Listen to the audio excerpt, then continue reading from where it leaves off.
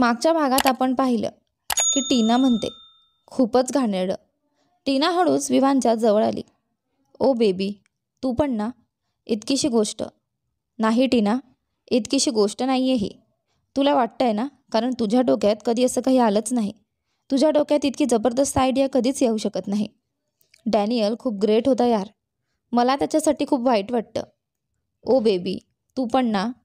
तू मला, तुझ्या टीनाला ओळखत नाहीस का? मीच ती टीना, जिने नेहमी सगळ्यांपेक्षा जास्त वेगात विचार केला आहे. खरं तर हा सगळा आयडिया माझाच होता.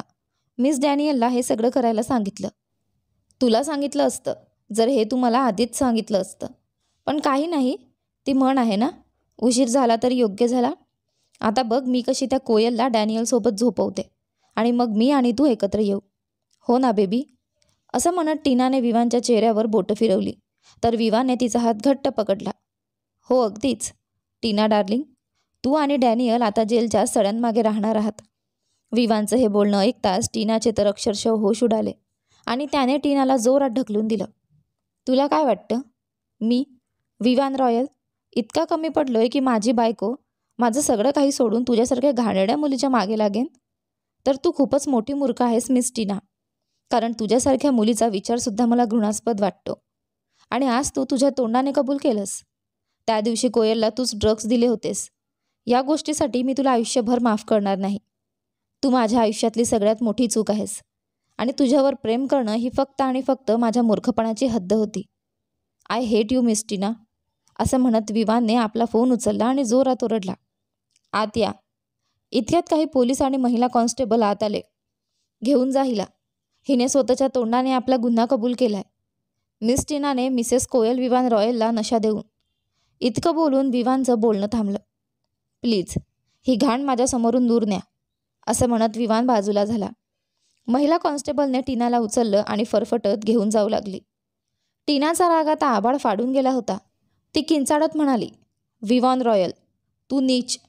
तू मला फसवलंस, धोका दिलास. मी परत येईन आणि यावेळी तुझा आणि तुझ्या त्या सो कॉल्ड बायकोचे काय हाल करीन ते बघ. तुला तुझे प्राण देऊन याची किंमत मोजावी लागेल.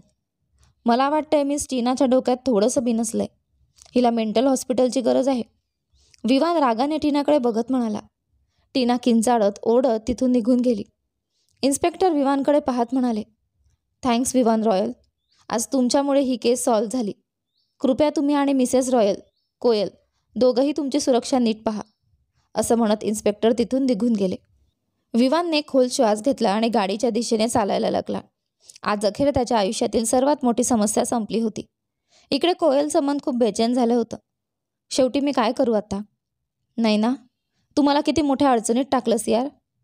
काय करू मी आता? काहीच सुचत नाही आहे. कोयलचं डोकं तिची साथ देईना. इकडे नाही ना, कोयलला भेटून नुकतीच आपल्या रूममध्ये आली होती. पण रूममध्ये शिरताना तिला काहीतरी विचित्र वाटलं. तिची हँड कॅरी अस्ताव्यस्त पडलेली होती. नैनाने घाईघाईत आपला पर्स नीट केला आणि धावत जाऊन हँड कॅरी चेक केली आणि तिचा श्वास अडखडला. नैनाची प्रेग्नन्सी रिपोर्ट गायब झाली होती. खूप शोधूनही ती रिपोर्ट कुठेच सापडत नव्हती. नैनाच्या डोळ्यांतून अश्रू वाहू लागले. कोणाच्या हाती लागली असेल ही रिपोर्ट? कोण असू शकतो? नैना स्वतःशीच विचार करत होती. तेवढ्यात तिच्या मागून एक आवाज आला. हेच शोधत होतीस ना? कोयल रागाने म्हणाली. काही तू हेच शोधत होतीस ना नैना? कोयलचं बोलणं ऐकताच नैनाने मागे वळून पाहिलं, तर कोयल रागाने तिला एकटक पाहत होती. का? मी बरोबर बोलते ना? कोयल पुन्हा म्हणाली. वहिनी, तुम्ही इथे? नैना थरथरत आपला घाम पुसत बोलली. कोयलला तिचा चेहरा पाहूनच सगळं कळून गेलं होतं. तिच्या हातातली रिपोर्ट पाहून नैना घाबरून बोलली. वहिनी, तुमच्या हातात काय आहे? नैनाचं हे ऐकून कोयल रागाने म्हणाली. का नैना, तुला माहीत नाही आहे हे काय आहे? नाही नाही, मी फक्त विचारत होते की तुमच्या हातात काय आहे. माझ्या हातात काहीही असो, पण तू एक सांग, आज अचानक मला वहिनी म्हणतेस? नाहीतर तू नेहमी मला बहनजी, गवार अशा नावानेच हाक मारायचीस ना? आज काय झालंय? इतकं प्रेम कुठून आलं अचानक? आणि तुझं मला वहिनी म्हणणं अगदी विचित्र वाटतंय मला. का गं नैना? कोयलचा एक एक शब्द नैनाला धक्का देत होता. नैनाचे तर रंग थरथरत होतं. काटलं तरी रक्त नाही असा तिचे हाल होते. नाही, मी फक्त विचारत होते की तुम्ही माझ्या रूममध्ये काय करत होतात. आणि ही रिपोर्ट तुमच्याकडे कुठून आली? काही नाही, मी ही रिपोर्ट घेऊन अलिशा आत्यांकडे चालले होते, कारण ही रिपोर्ट तुझी नाही ना. अलिशा आत्याच वाचन करून सांगतील की ही रिपोर्ट नेमकी कुणाची आहे. न न नाही वहिनी, थांबा प्लीज. हो, ही माझीच आहे, माझीच आहे, नैना ओरडत म्हणाली. कोयल रागाने नैनाकडे बघत एक जोरात थप्पड लगावली. त्या थप्पडमुळे नैनाचं तोंड दुसऱ्या बाजूला वळलं, पण यावेळी तिने काहीही उत्तर दिलं नाही. मागच्या वेळेसारखा उद्धटपणा नाही केला.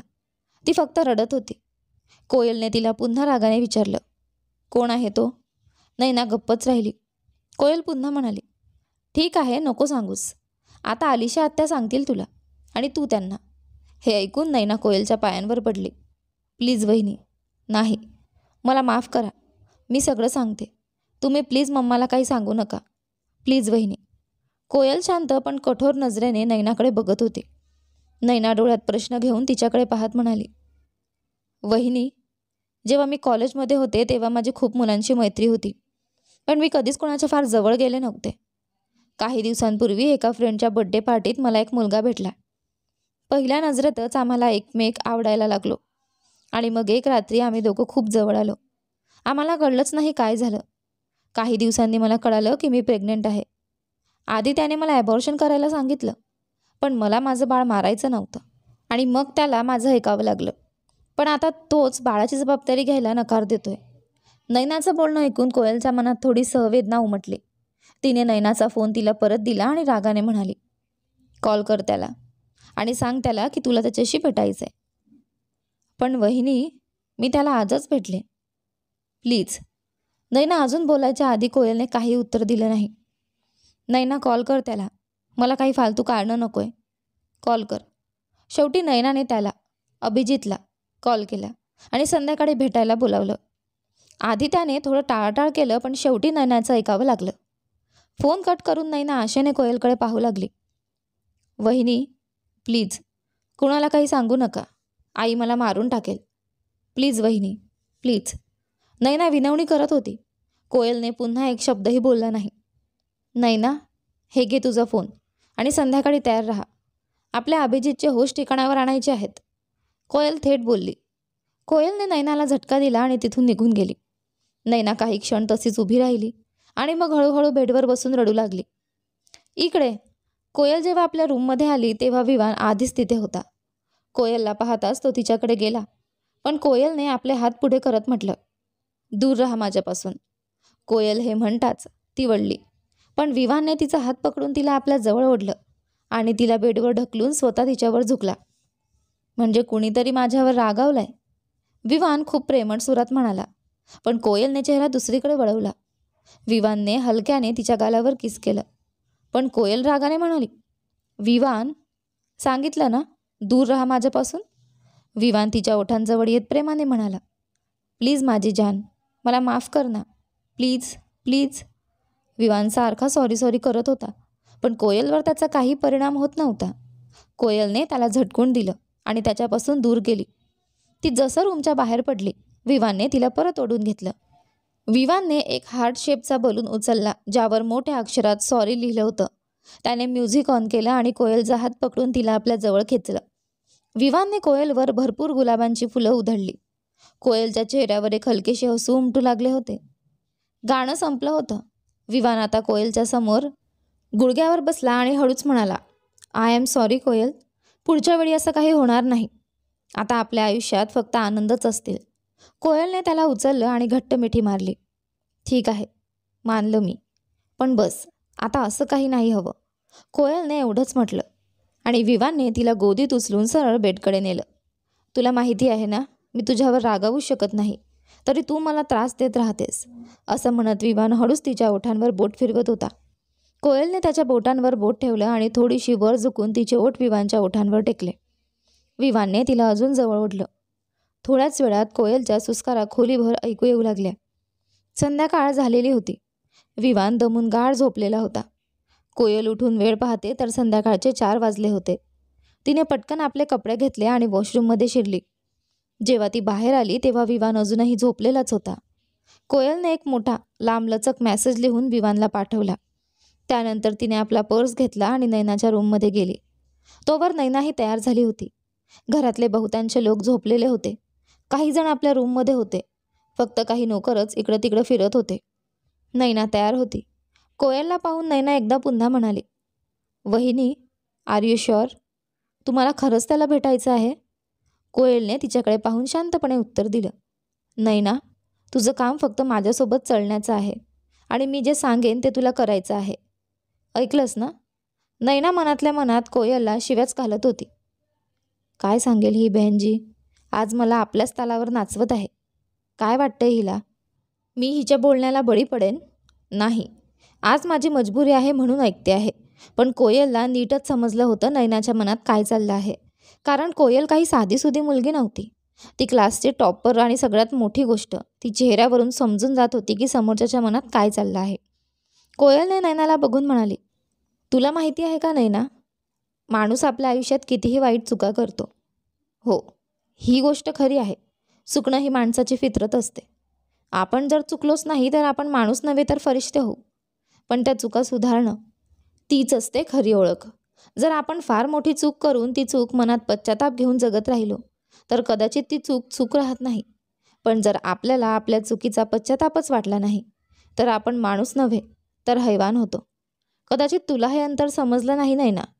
आता ही गोष्ट फक्त माझ्यापुरती सीमित आहे. पण जर ही गोष्ट घरातल्या कोणालाही कळाली तर सगळ्यांचा तुझ्याकडे पाहण्याचा नजरिया बदलून जाईल. म्हणून स्वतःला इतकं खाली घालू नकोस नैना. नैना कोयलच्या बोलण्यावर काहीच बोलली नाही आणि शेवटी कोयल आणि नैना त्या लोकेशनवर पोहोचले जिथं आत्ता अभिजित होता. नैना कोयलच्या बोलण्यात इतकी हरवून गेली होती की तिला समजलंच नाही कोयलने असं काय बोलून टाकलं. नैना विचारात गुंतलेली होती तेव्हा कोयलच्या आवाजाने ती भानावर आली. कोयल ओरडून म्हणाली, जा नैना, आपण पोहोचलो आहोत आणि जसं मी सांगितलंय तसंच बोलायचं. त्यात एक अक्षरही कमी जास्त नाही. ऐकलंस ना? नैनानं फक्त मान हलवली आणि पुढे गेली. कोयल झाडांमागे लपून उभी राहिली आणि नैना अभिसमोर जाऊन रटलेल्या डायलॉगसारखं बोलू लागली. नैना हळू आवाजात अभिला म्हणाली, अबे, खूप मोठी प्रॉब्लेम झाली आहे. अभिने आश्चर्याने तिच्याकडे पाहिलं. घरात सगळ्यांना कळून गेलं आहे आणि आता मी तुला पैसेही देऊ शकणार नाही. पण जर तू माझ्याशी लग्न केलंस तर तुला हवी ती किंमत मिळेल. माझं कुटुंब काहीही करून माझं नाव खराब होऊ देणार नाही.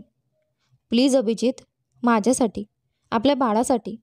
नैना अभिजितच्या हातावर हात ठेवून त्याला विनवू लागली.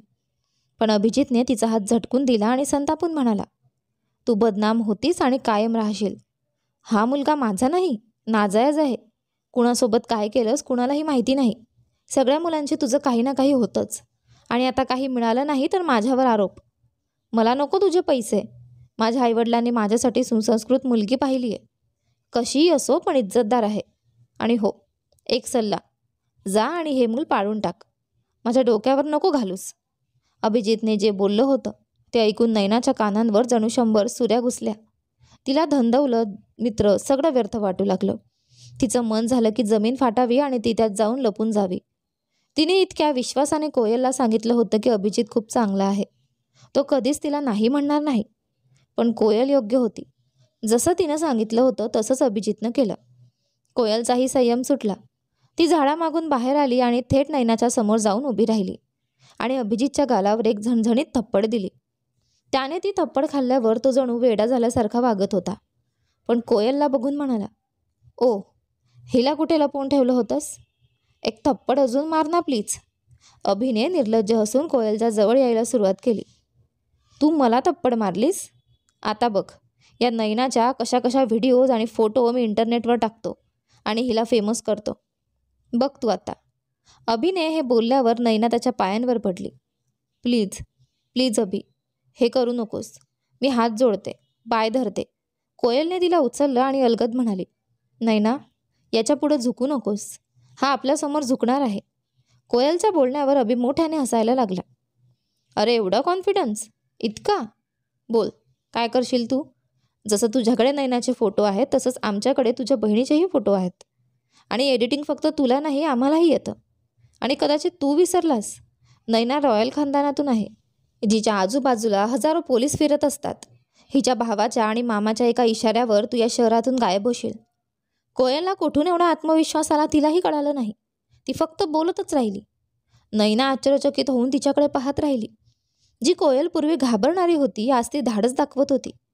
अभिलाही जणू धक्का बसला होता, पण तो स्वतःला सावरत म्हणाला, बोलायला तर बरंच बोललीस, पण जर मी हे सगळं इथेच संपवलं तर काय करशील मग? बोल ना, काय करशील? कोयल गोंधळलेल्या नजरेने त्याच्याकडे पाहत होती. तेवढ्यात अभिने तिच्यावर बंदूक रोखली. मर आता, साल्या दोघीही मरा. फारच जास्त बोलताय ना? अभि असं म्हणत कोयलकडे सरकत होता, पण त्याआधी कोणीतरी त्याचा गळा पकडला. अभि कोयलकडे चालत होता तेवढ्यात मागून विवानने त्याची मान पकडली. तू मरणार, आणि तुझी हिंमत कशी झाली तिला हात लावायची? विवानने संतापात अभिची मान पकडून त्याला दूर फेकलं. नैनाच्या मनात फक्त एकच विचार चालू होता, कुठे विवान भाऊने सगळं ऐकलं तर नाही ना? कोयल विवानला पाहून त्याच्या गळ्यात पडली. विवानने तिला अलगद दूर केलं आणि बाजूला राहायला सांगितलं. विवानने अभिला उचलून गडगडीत आवाजात विचारलं, काय म्हणाला होतास? चारित्रहीन मुलगी, कोणाकोणासोबत झोपली आहे म्हणे. चल, आता तुझी अवकात दाखवतो. तुमच्यासारखे नीच लोक मुलींना खेळणं समजतात आणि नंतर टाकून देतात. जेव्हा तुमचं काम संपतं तेव्हा त्यांना फेकून देता. पण आता तुला कळेल तू पंगा कुणाशी घेतलायस, जेणेकरून यापुढे तू फक्त असं काही करणार नाहीस, तर विचारसुद्धा करणार नाहीस. विवानने अभिच्या हातून गन घेतली आणि त्याच्या कपडावर ठेवली. बोल, नैनाच्या या परिस्थितीला जबाबदार तू आहेस का? हो की नाही? अभिलाही आता आपली शेवटची वेळ आली आहे असं वाटू लागलं. त्यामुळे घाबरून तो म्हणाला, हो हो, मीच, माझंच बाळ आहे. विवानने द्वेषाने नैनाकडे पाहिलं, तर नैनाने लाजेने नजर खाली घातली. काय करत होती ती बिचारी? विवानने अभिला पोलिसांच्या हवाली केलं. आता कोयल आणि विवान घरी जाण्याच्या तयारीत होते. विवानने ठामपणे सांगितलं होतं, ही बातमी बाहेर जाणार नाही आणि अभिला कठोरात कठोर शिक्षा व्हायलाच हवी. खरं तर नैनाची ही चूक होतीच, पण एक बहीण आणि एक स्त्री म्हणून विवानने तिचा थोडासा तरी पाठिंबा दिला. विवान आणि कोयलमध्ये एकही शब्द झाला नाही. विवान गाडी चालवत होता आणि मागे नैना आणि कोयल बसल्या होत्या. विवान अगदी शांत होता. काही वेळात सगळे घरी पोहोचले. कोयलने नैनाकडे पाहिलं. तिच्या चेहऱ्यावर घरी जाण्याचं नाव ऐकताच भीती होती. कदाचित घरात सगळ्यांना आधीच काहीतरी कळालं होतं किंवा विवानने सांगितलं होतं. हे तर आता घरात गेल्यावरच समजेल. कोयलने नैनाचा हात पकडला आणि तिला घरात नेऊ लागली. नैना थोडीशी घाबरलेली होती, पण कोयलला पाहून तिला थोडी हिंमतही मिळत होती. जसं कोयल आणि नैना घरात आल्या, सगळे त्यांची वाटच पाहत होते. नैना दिसताच अलिशा आत्या संतापून म्हणाल्या, कुठे गेली होतीस हिच्यासोबत नैना? आणि मी काय सांगितलं होतं? ह्या मुलीपासून लांब राहा ना. अलिशा आत्या रागाने कोयलकडे पाहत म्हणाल्या. नैना हळू आवाजात नजर खाली घालून म्हणाली, आई प्लीज, कोयल वहिनीला काही बोलू नका प्लीज. काय, तुझं डोकं फिरलंय का? म्हणजे आता ही तुझी वहिनीसुद्धा झाली? अलिशा आत्यांचा राग इतका वाढला होता की जणू त्या कोयलला जिवंत गिळून टाकतील. आणखी एक गोष्ट स्पष्ट झाली, घरात अजून कुणालाही सगळं कळलेलं नव्हतं. अलिशा आत्या कोयलकडे धावत जात म्हणाल्या, मिळाला का दिलासा तुला? माझ्या मुलीला सुद्धा स्वतःच्या रंगात रंगवून तुला समाधान मिळालं ना? आणि नैना, तू कशी काय हिच्या रंगात रंगलीस? विवानला आता हे सगळं सहन करणं कठीण होत होतं. तो संतापात अलिशा आत्याकडे जाणार होता, पण कोयलने त्याचा हात घट्ट पकडून थांबवलं. नाही विवान, आज नाही. आज मीच अलिशा आत्यांना त्यांच्या भाषेत उत्तर देईन. कोयलच्या या शब्दांवर लेखाजी आणि ईशाई चकित झाल्या. राघव आणि राजेशजी सुद्धा आले होते. सारा परिवार एकत्र जमलेला होता. कोयल थेट अलिशा आत्याकडे गेली. काय हवंय तुम्हाला आत्या? आजवर मी तुमचं सगळं ऐकत आले, शांतपणे, कारण आईने सांगितलं होतं की कदाचित तुम्ही परिस्थितीमुळे त्रस्त असाल. पण आत्या, कोणी कितीही त्रासात असलं तरी आपल्या मुलांना आणि कुटुंबाला सांभाळणं हे फक्त एक आईच करू शकते. फक्त एक आईच. पण आत्या, मला खूप दुःख होतं. तुम्ही ना चांगली आई होऊ शकल्या, ना चांगली बायको, ना चांगली मुलगी. कधी विचार केलात का, एक मुलगी जेव्हा दुसऱ्या घरात जाते तेव्हा तिच्यावर किती जबाबदाऱ्या येतात. ती कितीही सुखात मोठी झाली असो, सासर म्हणजे सासरच असतं. आणि सगळ्यात मोठी गोष्ट म्हणजे जेव्हा ती आई होते तेव्हा तो क्षण तिच्या आयुष्यातला सर्वात वेगळा आणि खास क्षण असतो. आपल्या मुलांना वाढवणं, त्यांना योग्य संस्कार देणं हे एक आईच करू शकते. पण आत्या, तुम्ही काहीच केलं नाही. अलिशा आत्याने संतापून कोयलकडे कटाक्ष टाकला. नैना रडत होती. लेखाजीला थोड्या आश्चर्याची आणि थोडी आनंदाची भावना झाली. आज कोयलला हे काय झालंय? अलिशा आत्या रागाने ओरडल्या, ए मुली, शुद्धीत बोल. तुला काय हवंय? आणि तू कोण मला सांगणारी की मी कशी आई आहे, कशी मुलगी आहे? तू आहेस कोण? बस आत्या, खूप झालं. ती जी काही आहे ती तुमच्यापेक्षा लाखपट चांगली आहे.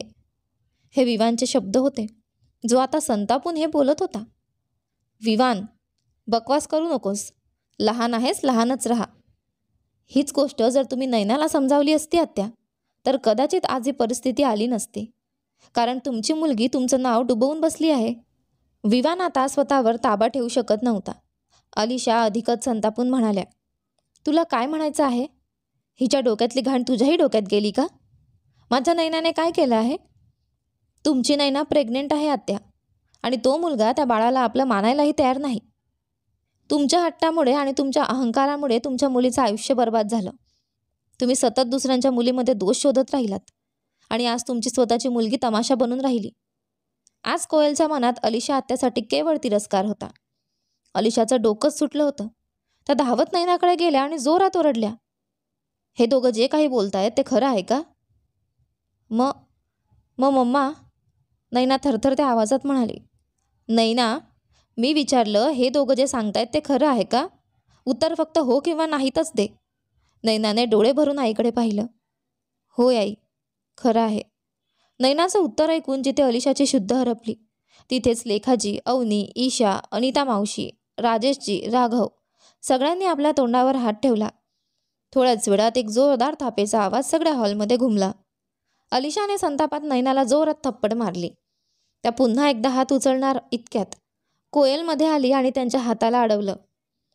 थांबा आत्या, आता तरी थोडी लाज बाळगा. तिला मारून काय होणार आहे आता? ही थप्पड तुम्ही तेव्हा मारायला हवी होती जेव्हा तिने तारुण्याच्या पायरीवर पहिलं पाऊल टाकलं होतं. तेव्हाच तिला योग्यचं भान दिलं असतं तर. पण तुमचं डोकं तर पैशाच्या झगमगाटात अंध झालं होतं. तुम्ही कधी समजून घ्यायचा प्रयत्नच केला नाही की तुमच्या मुलीला तुमची गरज आहे.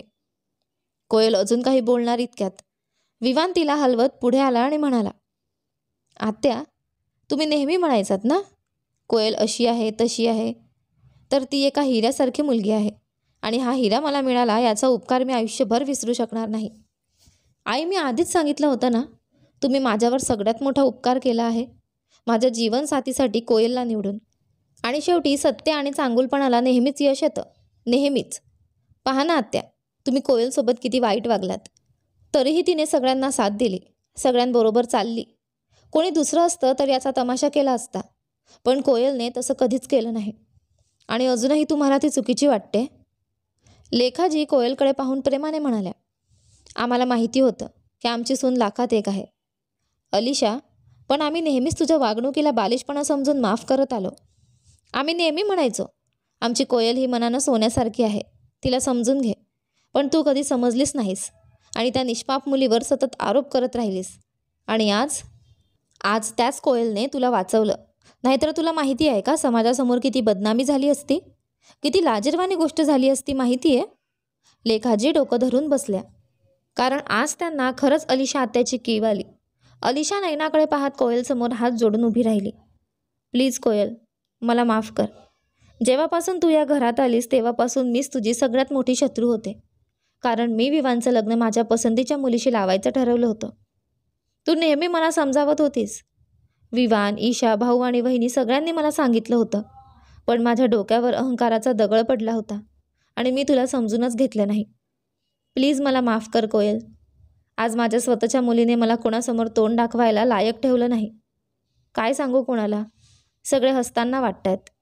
हा जगमगाट, ही संपत्ती सगळं निरर्थक वाटतंय. तू बरोबर म्हणाली होतीस कोयल, सगळ्यात मोठी संपत्ती म्हणजे संस्कार असतात, जे बहुतेक मी नैनाला देणं विसरले. कारण मी सतत इतरांच्या आयुष्यात आग लावण्यात व्यस्त होते. मी नेहमी विचार करत असे, का सगळे तुझी तारीफ करतात. जळत असे मी. वाईट वाटायचं, द्वेष वाटायचा. पण आज समजलं, सगळे घरचे बरोबर होते. तू खरंच स्तुतीस पात्र आहेस. तू आहेचच अशी कोयल. अलिशा त्या जवळजवळ कोयलच्या पायांपाशी झुकायला तयार होत्या. राजेशजी सगळ्यांकडे पाहून म्हणाले, आज कदाचित अलिशाने तिचा धडा शिकलाय, कारण कर्माचं फळ इथेच मिळतं. आणि अलिशा, तू तर म्हणायचीस भाऊ वहिनीची पसंती लाखात असते. वहिनी जिची निवड करतात ती सामान्य कशी असू शकते? मग तुला का वाटलं की कोयल, आमची सून, आमची लेक ही सामान्य असेल? मी लग्नात नव्हतं, पण जेव्हा मी परत आलो आणि कोयलला पाहिलं तेव्हा मी लेखाची स्तुती करायला तयार झालो, कारण कोयलसारखी सून संपूर्ण रॉयल फॅमिलीमध्ये कधी आलीच नव्हती. अलिशा पुन्हा कोयलसमोर हात जोडत म्हणाली, माफ कर मला, प्लीज बाळा, पाया पडू का तुझे? आत्यांच्या चेहऱ्यावर खरंच पश्चाताप दिसत होता. कोयलने त्यांच्याकडे पाहिलं आणि त्यांचे हात आपल्यात घेतले. नाही आत्या, मोठे कधी झुकत नाहीत. मी आनंदी आहे की तुम्ही तुमची चूक मान्य केलीत. आणि नैनाची गोष्ट, आपण दोघं मिळून तिचा आधार होऊ. नैना माझी बहीण आहे, ईशासारखी. मी तिच्यासोबत काहीही चुकीचं होऊ देणार नाही, कधीच नाही. अलिशा त्या कोयलचे हात हातात घेऊन म्हणाल्या, बाळा, मला प्लीज माफ कर. आणि वहिनी, मी त्या घरी जाणार नाही. माझी नणंद आणि माझी दिराणी मला खूप अपमानित करतात. आणि ही गोष्ट सगळ्यांना कळाली तर काय होईल वहिनी? प्लीज. कोयल शांतपणे त्यांच्याकडे पाहत म्हणाली, आत्या, आता तुम्ही नैनाला लक्ष बनवू नका. आणि नैनाला कोणीही बदनाम करणार नाही, कोणी नाही. विवान, तुला आठवतं आहे का माझा एक मित्र, आपण मॉलमध्ये भेटलो होतो, सचिन? विवानने होकारार्थी मान हलवली. हो, पण कोयल, तुला आता सचिनकडून काय पाहिजे? विवान, जेव्हा मला नैनाबद्दल कळालं तेव्हा खात्री करण्यासाठी मी सचिनकडे विचारलं. सचिन पण नैनाच्या कॉलेजमध्ये शिकतो. त्याने मला सगळी माहिती दिली. आणि ती फोटो एडिटिंगची गोष्ट, ती मी मुद्दाम सचिनसाठीच बोलले होते, कारण मी आधी त्याला विचारून घेतलं होतं. आणि तुला माहीत आहे, सचिन नैनाला कॉलेजपासूनच पसंत करतो. आणि त्याने मला काय सांगितलं माहीत आहे? सगळ्यांनी आशेने कोयलकडे पाहिलं. नैनाचं मनसुद्धा एखाद्या चांगल्या बातमीसाठी आसुसलेलं होतं. काय सांगितलं वहिनी? ईशा आणि राघव एकाच वेळी बोलले. तेच की तो नैनाला स्वीकारायला तयार आहे. नैना आणि तिचं बाळ, दोघांनाही तो आपलं मानायला तयार आहे. कोयलने ही आनंदाची बातमी सगळ्यांना दिली. तेव्हा अलिशा तिला मिठी मारत म्हणाली, थँक्यू बाळा, थँक्यू. तू आज माझ्यावर खूप मोठे उपकार केलेस. तू आज खरंच एका मुलाचा धर्म पाळलास. लेखाजी आणि राजेशजीसुद्धा कोयलच्या डोक्यावरून हात फिरवत म्हणाले, देव अशी सून सगळ्यांना देव. तेवढ्यात अनिता आणि अवनी म्हणाल्या, नाही दीदी, असं काही नाही होणार, कारण आमची कोयल एकमेव आहे जिचं नशीब आम्हाला मिळालं आहे. पाहिलंत ना, मी आधीच म्हणत होते, कोयल वहिनी बेस्ट आहेत. पण आज माझ्या वहिनीने ते सिद्धसुद्धा करून दाखवलं. ही होती ईशा. नाही ग, वहिनी मला जास्त आवडतात, तुला नाही, छिपकली. राघवने ईशाला चिडवत म्हटलं. आय लव्ह यू कोयल वहिनी, तुम्ही बेस्ट आहात. मी माझ्या बाळाचं संगोपन तुमच्याकडूनच करेन, कारण मला माहिती आहे, ज्यांच्या कुशीत ते बाळ वाढेल ते नक्कीच सोनं होईल. नैना हळूच म्हणाली. कोयलही तिला मिठी मारते. अरे, माझी बायको आहे. सगळे कुणी वहिनी म्हणतायत, कुणी बहीण. माझ्याकडे तरी कुणी विचारतंय का, ज्याच्यामुळे माझी जान माझ्या घरी आली आहे? विवान कोयलकडे प्रेमाने पाहत म्हणाला. कोयल लाजली, कारण विवानने सगळ्यांसमोर तिला जान म्हटलं होतं. विवानचं वाक्य ऐकून सगळे एकदम म्हणाले, हो हो, मग तुम्हीही काहीतरी बोला. विवान कोयलच्या जवळ गेला. हळूच म्हणाला, माझी जान, माझी बायको, सगळ्यांची सून, सगळ्यांची वहिनी. Love you so so much. तुझ्या येण्याने माझं आयुष्य उजळून गेलं. कोयल तर एकदम लाजून विवानच्या छातीवर झेपावली. एवढी स्तुती, वर सगळ्यांसमोर आय लव्ह यू म्हणणं. विवानने कोयलला घट्ट मिठीत घेत हळूच विचारलं, उत्तर पाहिजे मला. कोयलला सगळ्यांसमोर काही बोलायला लाज वाटत होती. लेखाजी आणि राजेशजी कोयलची अडचण समजून थोडे दूर झाले. आता सगळे एकत्र हसत ओरडायला लागले, कोयल वहिनी, कोयल वहिनी. अलिशा आणि अनिता पण म्हणाल्या, कोयल, कोयल. कोयल हळूच म्हणाली, आय लव्ह यू टू, आणि विवानच्या छातीवर झेपावली. सगळे कोयलला पाहून खळखळून हसू लागले. रॉयल कुटुंबात जणू आनंदाचा पाझर फुटला होता. ईशा आणि नैना दोघींच्या लग्नाच्या तयारीला सुरुवात झाली होती. त्यांचं लग्न एकाच दिवशी होणार होतं. आणि कोयल आणि विवानच्या आयुष्यात सुद्धा एक छोटासा पाहुणा येणार होता, ज्याने सगळ्यांच्या आनंदात चार चांद लावले होते. आता सगळे कोयलची आणखी जास्त काळजी घेऊ लागले होते. कोयल आणि विवान बाल्कनीत उभं राहून चंद्राकडे पाहत होते. तेव्हा कोयल हळूच म्हणाली, Vivan, I love you so much. नेहमी माझ्यासोबत राहा. हो माझी जान, तुझा विवान नेहमी तुझ्यासाठीच बनलाय. दोघं आपसात प्रेमाने बोलत असताना पाठीमागून शैतान टोळी, नैना, अवनी, ईशा, राघव हसत ओरडले. आता जर तुमचा रोमांच झाला असेल तर आमच्या वहिनीला थोडा वेळ आमच्यासोबतही द्या. आम्हालाही त्यांच्याशी 2 गप्पा मारायच्या आहेत. विवानने मागे वळून पाहिलं तेव्हा कोयल लाजून त्याच्या छातीमध्ये चेहरा लपवून बसली होती. सगळ्यांच्या चेहऱ्यावर हास्याचे फवारे उडाले आणि बाहेर चंद्रसुद्धा त्यांच्याकडे पाहून हसत होता. काळ पुढे सरकत होता. एके दिवशी सकाळची वेळ. महालाच्या टेरेसवर गार वाऱ्याची झुळूक, फुलांनी सजलेली झाडं आणि कोयल एकटीच उभी होती. कोयलच्या हातात एक छोटीशी चिठ्ठी, डॉक्टरकडून आलेली रिपोर्टची फाईल.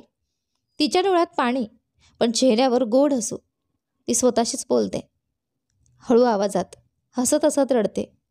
विवान, आपल्या प्रेमाचं पहिलं फळ. मी आई होणार. पाठीमागून विवान येतो शांतपणे. तिच्या डोळ्यातलं आनंदाचं पाणी पाहून थांबतो. विवान म्हणतो, कोयल, तुला काय झालं? सर्व ठीक आहे ना? कोयल त्याच्याकडे वळते, चिठ्ठी त्याच्या हातात देते.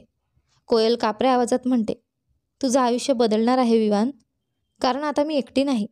आपल्या दोघांचं छोटंसं प्रेम माझ्यात आहे. विवान स्तब्ध. काही क्षण तो तिच्याकडे पाहतच राहतो. मग तो तिला घट्ट मिठीत घेतो. दोघांचे अश्रू एकमेकांच्या खांद्यांमध्ये ओघळतात. विवान म्हणतो, आज तू मला पुन्हा नव्याने जगायला शिकवलंस. आई वडील होणं म्हणजे देवाचा आशीर्वाद, आणि मी त्या आशीर्वादाचं स्वागत तुझ्यासोबत करणार आहे. पार्श्वसंगीत, लयांच्या मधुर सुरात नवं स्वप्न जन्म घेतं. दोन हृदयात आता तिसरं नातं आकार घेतं.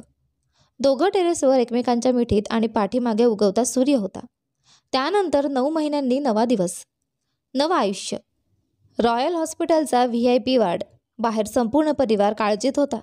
आत कोयल ऑपरेशन थिएटरमध्ये होती. विवान रस्त्यावर चक्कर टाकत होता. त्याच्या चेहऱ्यावर चिंता, हताशपणा आणि प्रार्थना होती. लेखा, राजेश, अवनी, ईशा, राघव, नैना सगळे ताट बसले होते. कुणाचे डोळे मिटलेत, कुणाच्या हातात माळा होती. नर्स बाहेर येते. नर्स हसत म्हणते, कॉंग्रॅच्युलेशन्स, मुलगी झाली आहे. दोघीही एकदम ठणठणीत आहेत. सगळ्यांनी एकच जल्लोष केला. आवाज गगनात घुमतो. विवान चटकन आत धावतो. कोयल बेडवर असते, थोडी थकलेली, पण डोळ्यात एक वेगळीच चमक. तिच्या छातीवर एक छोटीशी परी शांतपणे झोपलेली होती. विवान तिच्या जवळ येतो. त्या परीला पाहतो. त्याचे डोळे पाणावतात. कोयल त्याच्याकडे पाहते आणि हसते. विवान हळू आवाजात म्हणतो, माझं संपूर्ण विश्व आता या 2 मुलींमध्ये सामावलं आहे. तो तिला हलकेच चुंबन देतो. राजेश, लेखा, अनिता मावशी आत येतात. सर्वांचं मन भरून येतं. लेखाजी म्हणतात, कोयल, तू फक्त माझी सून नाही, तू या घराचा अभिमान आहेस. आणि आता ही छोटी परी, माझी लक्ष्मी, या घराचं भाग्य. ईशा हसत म्हणते, बघ ना राघव, आता कोयल वहिनीच्या मुलीला आपलं पिल्लू बनवून लाड करायला मिळणार. राघव म्हणतो, ते ठरलं, पण नाव मी ठेवणार. विवान म्हणतो, नावं आपली दोघं ठेवू, मी आणि कोयल, कारण ही आमच्या प्रेमाची कथा पूर्ण करणारी देवाची भेट आहे. कोयल मुलीला बघत म्हणते, माझं स्वप्न, माझी सोनपरी, तू आलीस आणि सगळं पूर्ण झालं. बाहेर सर्वांनी मिठा मारल्या. गोड मिठाई वाटल्या गेल्या. बाल्कनीतून चंद्रही हसत होता. विवान, कोयल आणि त्यांची नवी परी एकत्र असताना आणि पार्श्वसंगीत वाजतं. आईच्या कुशीतलं स्वप्न आता वास्तव झालं. बाबांच्या मिठीत नवं विश्व उभं राहिलं. रॉयल महाल, मोठा लॉन, लाईट्स, रांगोळी, सनई चौघडे, सुंदर सजावट, सगळीकडे फुलं, फुलांची तोरणं, मेणबत्त्या, पांढऱ्या गुलाबी फुलांनी सजलेला झुला, ज्यामध्ये छोटंसं बाळ झोपलेलं असतं. बॅकग्राऊंड म्युझिक वाजत असतं. गंध सुवासाचा, स्पर्श मायेचा, आली आमच्या घरी परी. सगळे सदस्य एकत्र होते. लेखा, राजेश, अनिता मावशी, ईशा, राघव, अवनी, नैना आणि मुख्य म्हणजे कोयल आणि विवान त्यांची लाडकी परी घेऊन. ईशा म्हणते, आज फक्त कोयल वहिनी आणि विवान भैयांचं बाळ नाही, हे सगळ्या घराचं बाळ आहे. नैना डोळे पुसत म्हणते, ज्याच्या स्पर्शाने घराची हवा पण शुद्ध वाटते अशी सोनपरी आली. वहिनी, तुम्ही खरोखर देवदूत आहात. कोयल म्हणते, हे बाळ माझं नाही, हे सगळ्यांचं आहे. प्रत्येकाचं प्रेम आणि आशीर्वाद तिच्यासोबत आहे. राजेश हसत म्हणताच, आज मी पुन्हा एकदा बाबा झालोय, माझ्या नातवंडांचा. लेखा डोळे भरून म्हणते, सप्तरंगी स्वप्न ही फिक्कट वाटावी तितकी सुंदर गोष्ट आज आपल्या समोर उभी आहे. विवान कोयलचा हात पकडतो. तो म्हणतो, या क्षणासाठी मी जन्म घेतला आणि या 2 मुली माझं जीवन आहेत. आज मी पूर्ण झालो. तेवढ्यात अनिता मावशी आणि अवनी हसत येतात आणि म्हणतात, चला आता नृत्य नको का? बाळाचं आगमन म्हणजे एकदम धमाल. संगीत सुरू होतं. सगळे नाचायला लागतात. पारंपरिक ढोल, बाजा, लेझिम आणि ढोलकीच्या ठेक्यावर संपूर्ण कुटुंब एकत्र आनंद लुटतं. कोयल आपल्या बाळाला झुल्यावर झुलवत असते. चंद्रप्रकाश तिच्यावर पडतो. कोयल हळूच बाळाच्या कानात म्हणते, तू आलीस आणि आमचं आयुष्य संपूर्ण झालं. आता ही गोष्ट आणि ही प्रेम कहाणी तुझ्यामुळे कायमची अजरामर झाली. कॅमेरा हळूहळू झूम आऊट करतो. मोठं सेलिब्रेशन. फुलं उधळली जातात. आवाज घुमतो. रॉयल फॅमिलीमध्ये आता नवीन अध्याय सुरू झाला. कोयल आणि विवानच्या प्रेमाचं फळ, एक छोटी परी आणि तिला मोठं करण्यात ते दोघेही गुंततात. तर आता आपली ही कथा इथे संपली आहे. मला आशा आहे की तुझ्यासाठीच जडते ही आपली कथा तुम्हाला आवडली असेल. कथा आवडली असेल तर व्हिडिओला लाईक करा. तुम्ही चॅनलवर नवीन असाल तर सबस्क्राईब करा. आणि हो, कथा कशी वाटली ते कमेंटमध्ये नक्की सांगा. धन्यवाद.